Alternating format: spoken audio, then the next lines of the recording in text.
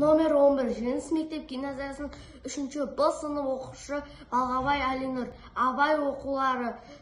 Ғылым таппай мақтанба.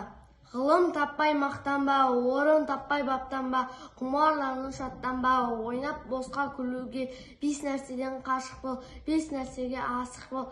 Адам болам десеңіз, түлеуін өмір алдында, оған қайғы жесеңіз, өсек өтірік мақтаншақ, еріншек бекер мал шашпақ. 5 дұшпанды білсеңіз, талап еңбектерін ой, қанағат рахым ойлап қой.